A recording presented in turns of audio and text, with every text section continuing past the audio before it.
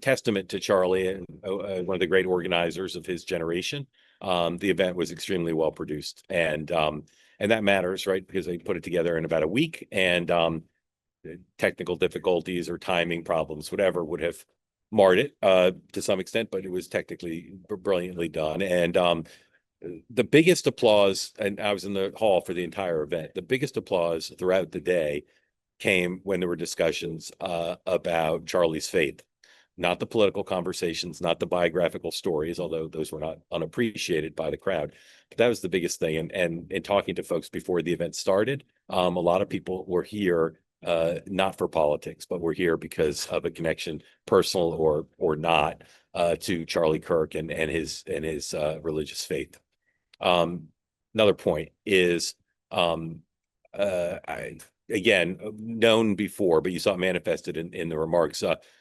He was loved by people in this administration, loved. And you saw whether it was Tucker Carlson, not in the administration, but part of the MAGA, greater MAGA family, or the vice president, or the Secretary of State, or Secretary of Defense, Don Jr., Tulsi Gabbard, Bobby Kennedy, this remarkable young man who, 13 years on the national stage, was able to win the hearts of so many people who respected him as a political operative, but also loved him as a person.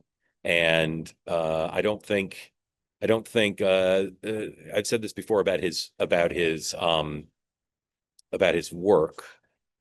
No one like him. Really, I would argue, I have argued, no one like him in American history because of his use of modern technology, which didn't exist before.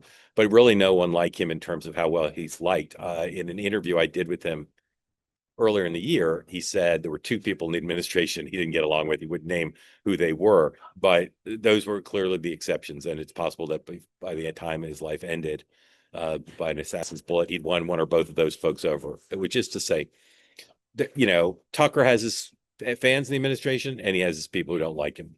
You can say that about anybody. The vice president's actually pretty popular too, but with the possible exception of the vice president, Charlie just didn't have people in the administration who didn't like him. And to the contrary, they really loved him. And I talked to two people who, or shouldn't say talked, I texted with two people who flew down on Air Force One. And they said from the president down to the most junior staffers, they're dealing with a universe of people who were really glum, really down because of their strong feelings about Charlie. This event will be galvanizing. And I'll tell you a hard truth. It was said throughout the day that the assassins' attempt to eliminate Charlie and to stop his influence would not work, and that the movement would grow, 1,000 times stronger. I'll just say I'm not as confident as they are, because this guy was such a super talent. He built $100 million a year organization. He understood how to leverage relationships, and I don't know what role Erica will play, and I don't know who they're going to bring in around her.